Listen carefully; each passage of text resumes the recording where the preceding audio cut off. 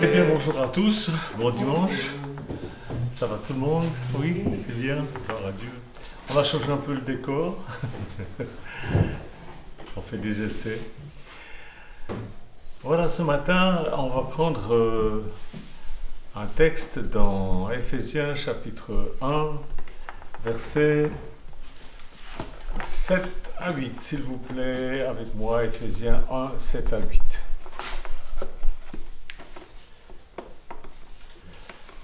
C'est par Jésus et au prix de son sang que nous avons obtenu notre libération de l'esclavage.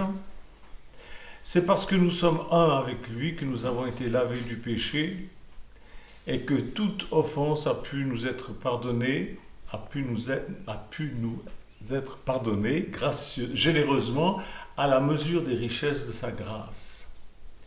Cette grâce, il l'a déversée sur nous à profusion. Elle a débordé dans nos vies et ouvert nos yeux à la vérité. Sous son influence se sont épanouies en nous de nouvelles facultés d'intelligence et de compréhension et qui nous ont rendus capables de saisir le secret du plan de Dieu. Amen. Ça, c'est un texte magnifique, n'est-ce pas? Que Dieu bénisse sa parole dans nos cœurs et dans le cœur de chacun de ceux qui sont sur Internet aussi, dans le nom de Jésus. Amen. Frères et sœurs, nous ne sommes pas, vous n'êtes pas simplement des pécheurs pardonnés. Vous n'êtes pas seulement des pauvres membres d'églises faibles et chancelantes dans des églises faibles et chancelantes. Vous êtes des nouvelles créatures en Jésus-Christ, ayant en vous la vie de Dieu, la nature de Dieu, les pouvoirs de Dieu. Quand il nous est dit « recevez le Saint-Esprit », quand on reçoit le Saint-Esprit, on reçoit sa nature, on reçoit sa vie. On n'est pas des limaces dans le jardin en train de se traîner comme des misérables pauvres pécheurs. Non, c'est quoi cette vieille idée? Ça changerait tellement si dans l'Église actuelle, les chrétiens croyaient et disaient fermement, clairement, qu'ils sont parfaitement rachetés.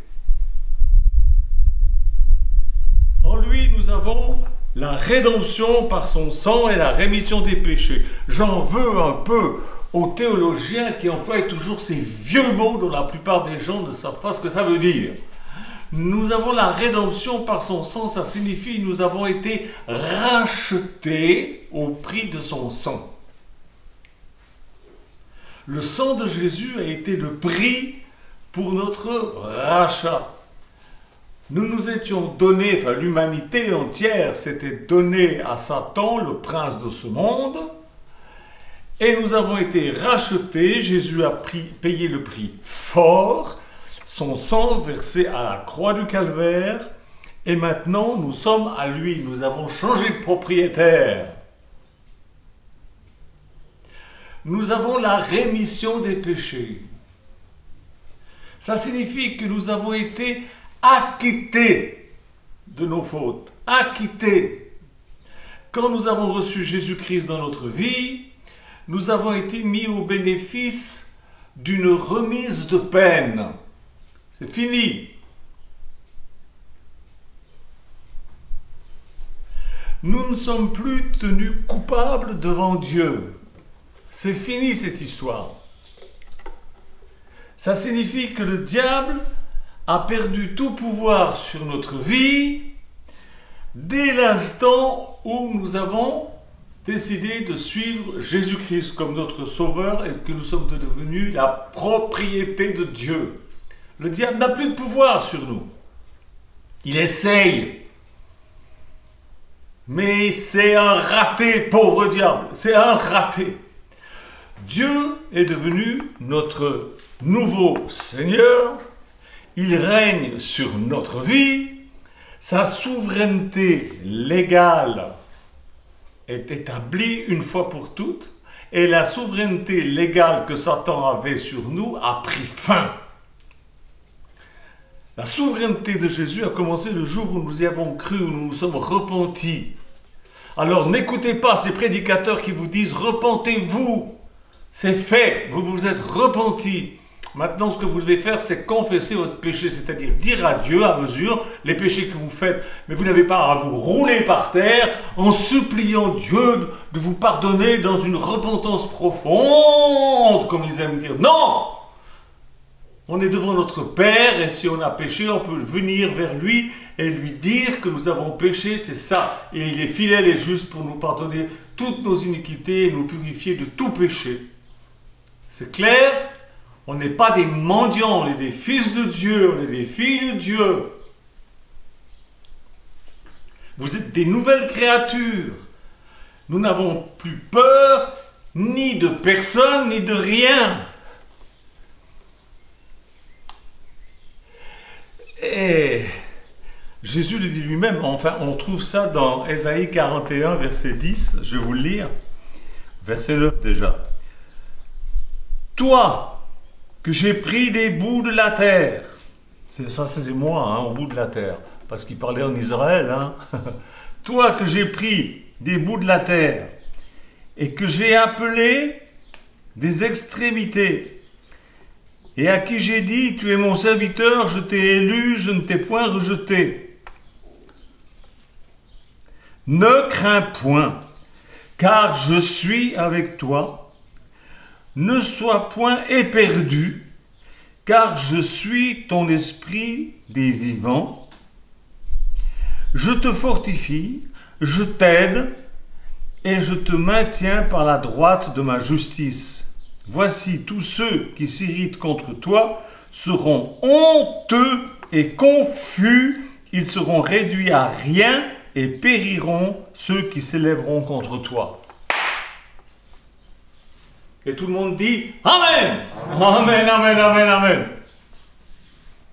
C'est pas que ça me réjouisse que ceux qui sont contre moi vont être détruits, mais ça me réjouit de savoir que je suis protégé, gardé, aidé.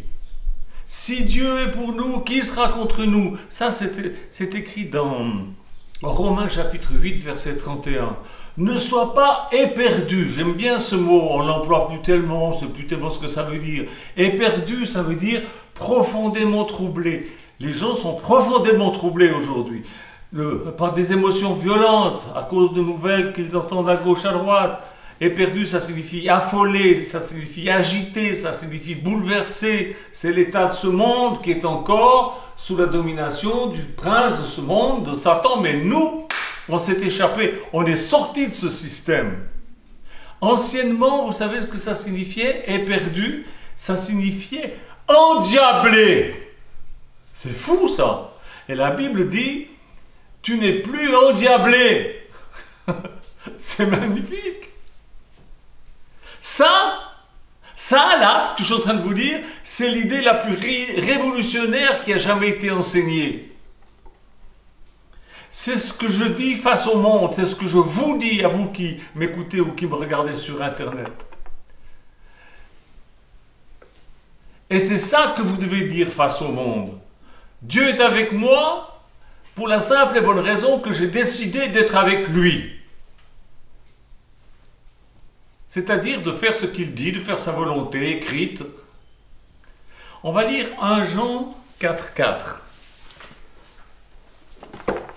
1 Jean 4,4. Vous, mes chers enfants, vous appartenez à Dieu et vous avez la victoire sur ces esprits-là, car celui qui vit en vous et qui agit au milieu de vous est plus puissant que le prince de ce monde qui les inspire. Qu'est-ce que ça signifie tout ça?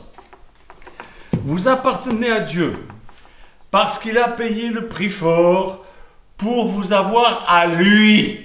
Et vous avez la victoire sur les esprits démoniaques, sur les esprits religieux apostats, sur les humains dégénérés, sur les jaloux, sur les crétins, sur les envieux, enfin bon, je ne vais pas vous faire la liste, elle est trop longue. Vous avez la victoire. Pourquoi? Parce que en vous, il y a Jésus, il vit en vous et il agit par vous et il agit aussi quand vous êtes réunis à plusieurs, comme c'est écrit dans Matthieu 18, 19, quoi que ce soit que vous demandiez quand vous êtes d'accord à 2 ou 3, eh bien, je suis au milieu de vous et je vous réponds, je vous exauce, je vous donne ce que vous demandez. On est dans la victoire. Voilà ce que c'est un disciple de Jésus, voilà ce que c'est un chrétien qui est uni avec d'autres chrétiens qui sont renouvelés dans leur intelligence. Parce que vous savez que le mot chrétien, ça a donné le mot crétin. Parce qu'il y a tellement de chrétiens qui font des crétineries. Encore aujourd'hui, je lisais quelqu'un qui écrivait sur son site « Je vais vous faire des sketchs tous les dimanches à la place de la messe et de ces troupeaux de... » Comment il a dit ça? De ces troupeaux d'idiots, quoi, enfin.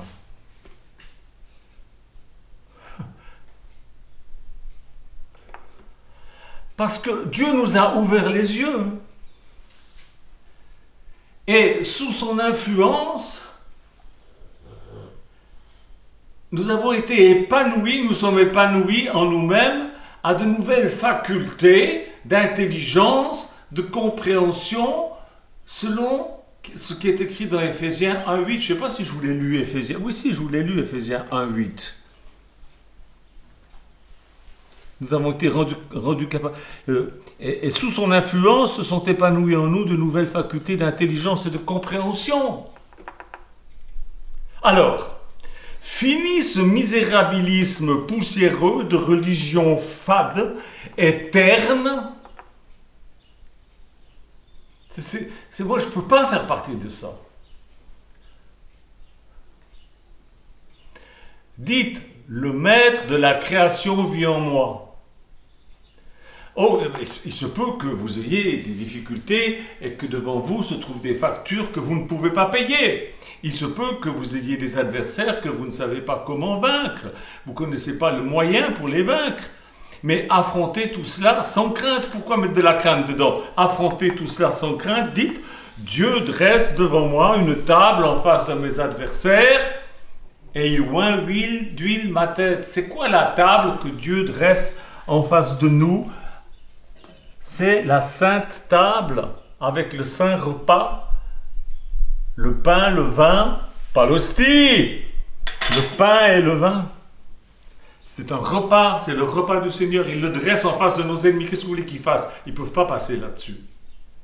C'est la vie. Ce n'est pas de la superstition.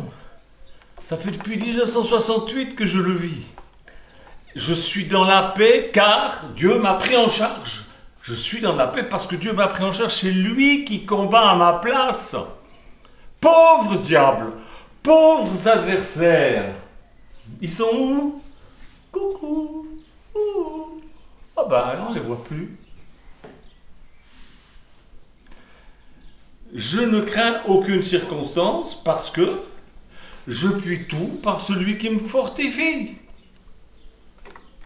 Il y a des circonstances, des fois, pénibles, difficiles, mais je peux tout par celui qui me fortifie. Non seulement il est ma force, mais il est avec moi, et même plus, il est en moi. Il est mon salut. De qui aurais-je crainte? C'est la même chose pour vous. Arrêtez d'être des rampants. Relevez la tête, relevez le cœur, allez haut. Il met un éclairage, Dieu met un éclairage sur mes problèmes, sur les problèmes de ma vie, de telle sorte que je peux agir avec intelligence pour les régler. Les factures, tous ces machins, tous ces trucs qui vous arrivent, Dieu met un éclairage dessus, ça vous donne une intelligence pour savoir comment il faut que j'agisse avec tout ça. Il ne faut pas être paralysé de peur. Il est mon salut, ma délivrance de tous les pièges mis devant moi par l'ennemi ou dans tous les pièges que je me suis fabriqué moi-même aussi, parce que des fois on fait des bêtises, parce que toutes ces factures, c'est bien des choses que vous avez achetées quand même, non? J'ai des dettes, c'est terrible. Oui, mais vous avez aussi acheté des trucs qu'il ne fallait pas, peut-être, trop. Mais maintenant, vous allez avoir de l'intelligence renouvelée pour savoir comment vous sortir de là. Parce que Dieu a décidé que c'était comme ça, et il va le faire. Je n'ai peur de rien ni de personne. Je n'ai pas peur parce que Dieu est avec moi, car je suis avec lui, c'est-à-dire que je m'efforce de mettre en pratique ce qu'il dit, ça me met de son côté. Ça me met dans ses faveurs. Si seulement tu écoutes ce que je dis, dit le Seigneur. J'ai un salut, vous avez un salut qui a été préparé par Dieu dès avant la fondation du monde et qui a été accompli par Jésus quand il est mort sur la croix. Il a dit, tout est accompli, c'est fait. C'est accompli, à vous d'entrer dedans. Mais si pour vous, être chrétien, c'est juste poser son derrière dans une église, mais vous n'avez rien compris. Je suis une nouvelle créature dont il est lui-même l'auteur et l'accomplissement. C'est pas rien. Dieu a créé les cieux et la terre en 6 jours, 7 jours. Il a créé l'homme, la femme. Mais depuis que Jésus est venu, il y a des nouvelles créatures sur cette terre. Qui ça? Nous! Nous sommes des nouvelles créatures. Jamais avant il y a eu des personnes qui ont été habitées par Dieu. Dieu venait sur eux. L'Esprit de Dieu était sur eux. Maintenant, il n'est pas sur nous seulement, il est en nous. Je suis justifié par lui. Je ne suis pas obligé d'aller faire des sacrifices tout le temps. Non, le sacrifice a été fait une fois pour toutes et il m'a rendu juste par ce sacrifice. Parce qu'il a pris mes péchés sur la croix et il m'a rendu juste, il m'a justifié. Ça signifie qu'il me voit juste. Dieu me voit juste. Et cette justice me permet de me tenir dans sa présence comme si j'avais jamais péché. C'est la même chose pour vous. Est-ce que vous croyez ça? Cette justice m'a accordé et je suis une nouvelle, elle m'a été accordée, je suis une nouvelle créature maintenant. J'ai reçu sa nature, j'ai reçu son esprit, j'ai reçu sa vie. Il vit en moi, j'y crois. Cela me rend juste, comme lui il est juste. Vous allez dire, mais Michel, mais c'est horrible ce que tu dis, mais tu es prétentieux. Non, je dis ce que la Bible dit. Mais vous n'avez pas l'habitude d'entendre dire ce que la Bible dit. Vous avez l'habitude d'entendre, je suis un pécheur, un pauvre pécheur. Arrêtez avec ça, il vous a pardonné. Pourquoi est-ce que vous allez vers lui en lui disant que vous êtes encore un pécheur? Vous n'êtes plus un pécheur, il vous voit juste. Et si vous avez péché, il suffit simplement de le lui avouer, c'est tout. Et pas de lui demander pardon, parce qu'il est déjà fait, il est déjà accordé le pardon. Ce qu'il veut, c'est que vous soyez honnête avec lui, que vous l'avouez, que vous avez fait des bêtises, voilà, c'est tout. Mais le pardon, il est déjà donné. C'est ça la vérité. C'est ça qui est juste. C'est cela qui me donne de l'assurance dans la prière. C'est ça qui fait grandir ma foi. C'est cette connaissance qui fait de mon chemin un chemin que je considère comme sans danger. Quand il y a des pierres, des machins, Dieu les enlève avant et je passe. Je suis plus cerné par toutes sortes de restrictions parce que je suis uni à celui qui est illimité. Qui dit ça? Jésus dit ça. Est-ce que Jésus dit la vérité? Mais bien sûr qu'il dit la vérité. Et il dit, je suis le cep et vous êtes les sarments. Alors voilà encore, c'est comme rémission et comme rédemption. Il y a plein de gens qui ne savent pas ce que c'est un cep ou un sarment. Un sarment. Moi, je suis né dans un pays de vignerons, en Suisse. Et j'ai toujours vu les ceps et les sarments. Et on avait même des vacances pour aller, on appelait ça les effeuilles. C'est-à-dire qu'on allait dans les vignes, puis on coupait les tiges qui étaient trop longues, qui ne servaient à rien, qui allaient porter que des feuilles. On appelait ça les effeuilles. C'était génial, c'était des vacances spéciales, parce que c'était une région c'était en Suisse, c'était dans les années 60, je ne sais pas si maintenant c'est encore comme ça. Je suis donc né dans un pays de vignerons, et un cep, le cep c'est le tronc. C'est le tronc de la vigne, c'est ce qu'on appelle aussi le pied de vigne.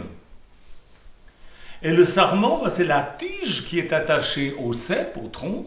C'est une branche de vigne qu'il faut tailler, parce que si on ne taille pas, elle pousse, c'est une espèce de folle. Il faut l'émonder, c'est ça que ça veut dire émonder, ça veut dire couper, pour que ça porte plus de fruits. On va lire Jean 15, 1. Jean 15, 1. Jésus dit, je suis le vrai plant de vigne, le cep, et mon Père est le vigneron. Tous mes sarments qui ne portent pas de fruits, il les coupe. Parce qu'il y a des sarments qui ne portent pas de fruits. Des flemmards, ou je sais pas, moi, ils ont rien compris, ils sont greffés là. Mais...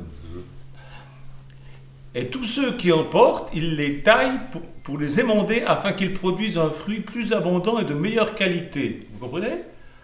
Vous êtes un sarment greffé sur le tronc, sur Jésus, sur le cep, et puis ça pousse, et le vigneron, le Père, coupe pour que la sève n'aille pas se perdre dans des longueurs de tiges sans fin avec des feuilles, mais ce qu'il veut, c'est des fruits. Vous aussi, vous avez été émondés et purifiés grâce à l'enseignement que je vous ai donné. Émondé, ça ne veut pas dire avoir des problèmes. C'est recevoir l'enseignement de Jésus. Quand vous croyez l'enseignement de Jésus, ça vous coupe des choses inutiles de la vie. Alors il dit, demeurez en communion avec moi, et je resterai uni à vous, et j'agirai en vous. Mais demeurez. Mais... Vous avez des cerfs qui disent, ah là là, alléluia, mais ils ne demeurent pas en Jésus, c'est-à-dire ils ne demeurent pas dans la parole, ils ne sont pas ancrés dans la parole, ils ne sont pas greffés dans la parole de Jésus, dans les enseignements de Jésus. C'est des émotions, c'est des « Oh, alléluia, je sens la présence de Dieu ». Demeurez en communion avec moi et je resterai uni à vous et j'agirai en vous. Un sarment ne saurait porter du fruit tout seul. Sans demeurer attaché au cep, c'est pas possible. Un sarment, ça peut pas. Tout seul, ça peut pas. Il en est de même pour vous. Si vous ne restez pas unis à moi, vous ne pouvez porter aucun fruit. Vous pouvez être unis à la religion chrétienne, mais c'est pas ça être uni à Jésus. Je suis le cep de la vigne, vous en êtes les sarments. Celui qui demeure uni à moi et en qui coule ma vie portera du fruit en abondance, car séparé de moi, vous ne pouvez rien faire du tout. Vous ne pouvez rien faire du tout. Ça veut dire, vous ne pouvez pas faire... vous ne pouvez rien faire du tout. C'est-à-dire, tout ce que vous faites, c'est pipeau. Bon, ben, ça peut être... Vous pouvez faire fortune. Oui, mais c'est pas ça que Dieu vous demande. C'est pas pour ça que vous êtes venu sur la terre. Quoique c'est très bien de faire fortune, mais c'est pas pour ça que vous êtes venu sur la terre. Si quelqu'un ne demeure pas uni à moi, on le jette hors du vignoble, comme les sarments coupés. Ils dessèchent, puis on les ramasse, on y met le feu et on les brûle. Au moins, ça tient chaud. Pour un petit moment. Mais si vous demeurez en communion avec moi, et si mes instructions restent vivantes dans vos cœurs, vous pourrez demander ce que vous voudrez, vous l'obtiendrez si vous portez du fruit en abondance, et qu'ainsi vous deveniez vraiment mes disciples, mon Père en sera honoré et sa gloire apparaîtra visiblement aux yeux de tous. C'est ça que Dieu veut. C'est ça que Dieu veut.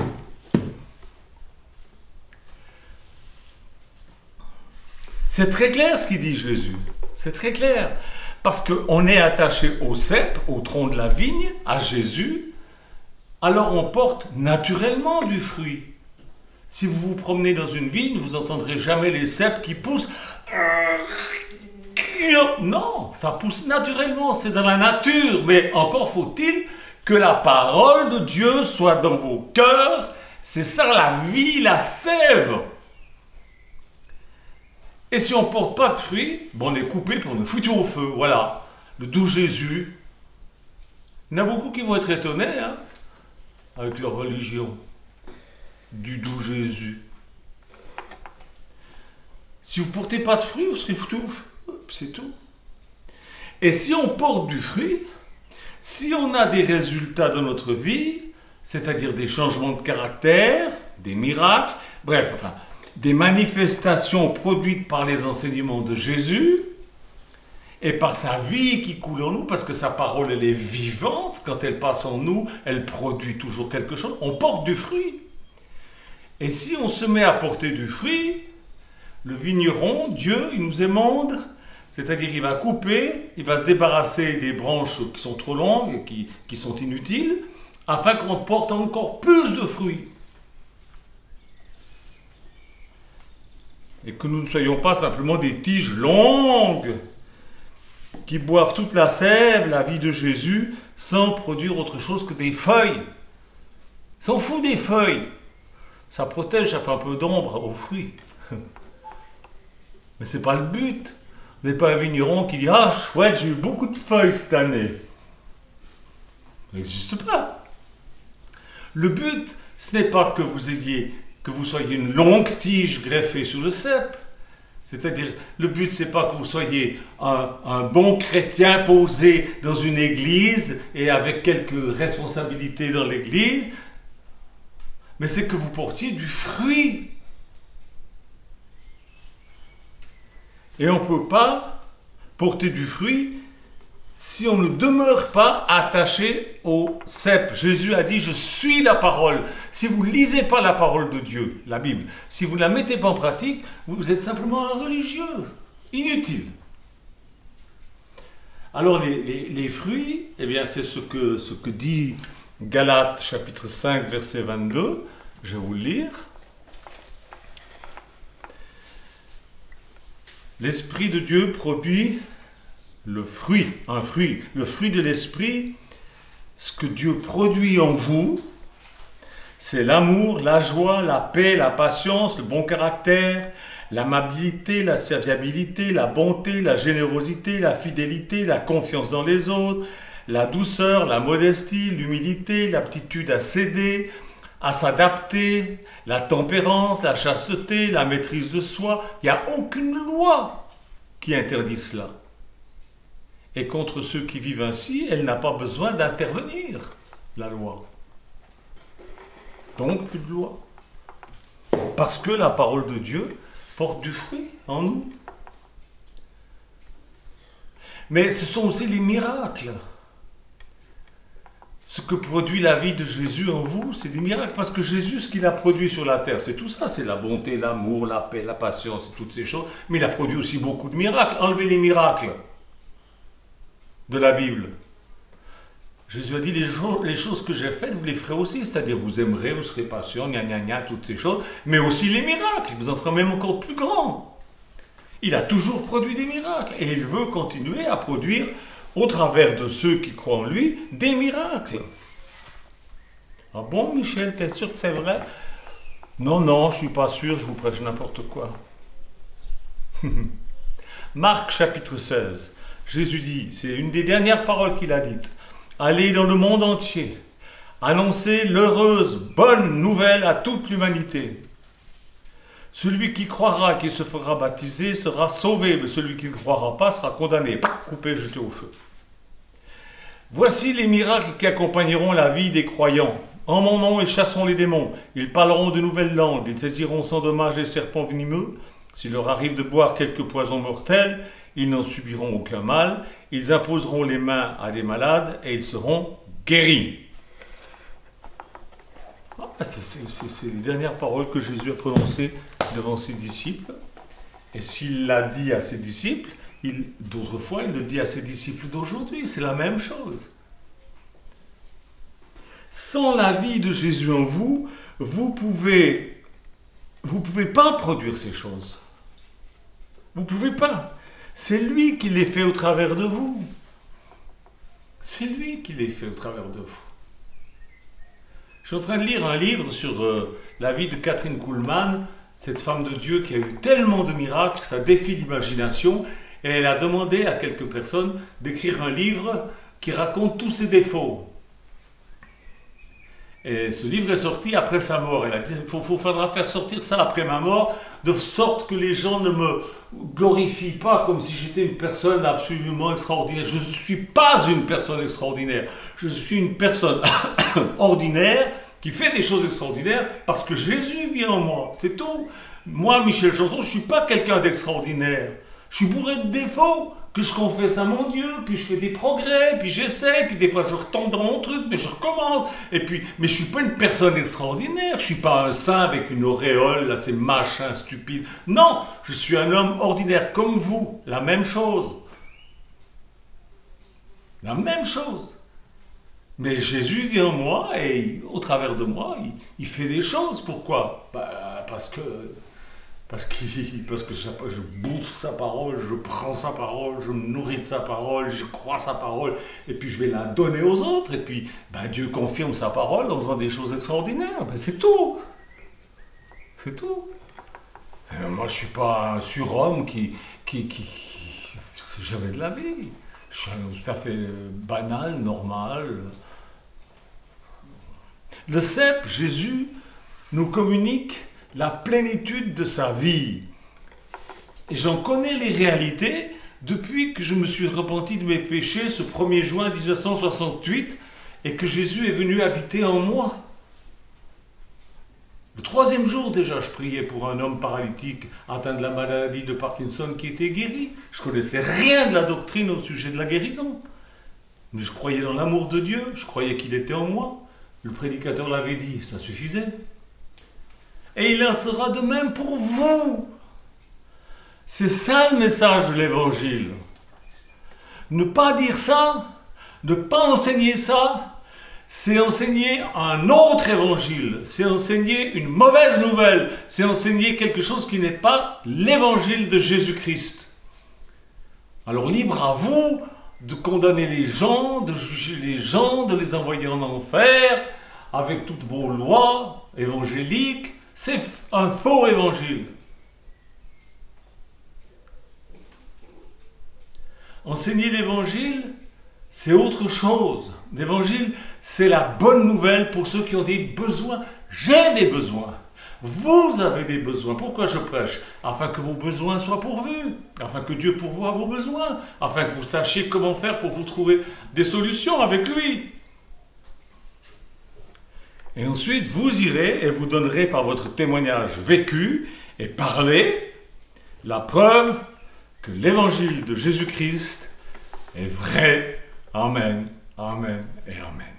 Merci Jésus de bénir mes frères et sœurs qui ont écouté ce message et de les aider à se lever et à faire ta volonté telle qu'elle est écrite dans la Sainte Bible. Au nom de Jésus, amen. Ma vie a changé depuis que je sais qu'il m'aime. Jésus m'a changé, je ne suis plus jamais le même. Au fond de mon cœur, il n'y a plus que du bonheur qui chante au fil des heures. Un nouvel amour est venu habiller mes jours pour me guider toujours. Près de toi, Seigneur, près de toi, Seigneur. Ma vie a changé depuis que je sais qu'il m'aime. Jésus m'a changé, je ne suis plus jamais le même. Aujourd'hui je sais parler autour de moi de paix, de tout ce qui est vrai. Je suis pardonné, je sais que pour l'éternité toujours je resterai.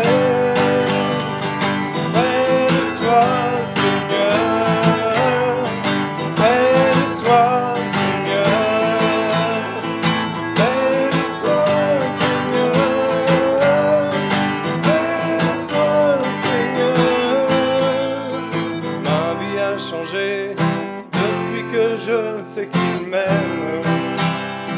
Jésus m'a changé, je ne suis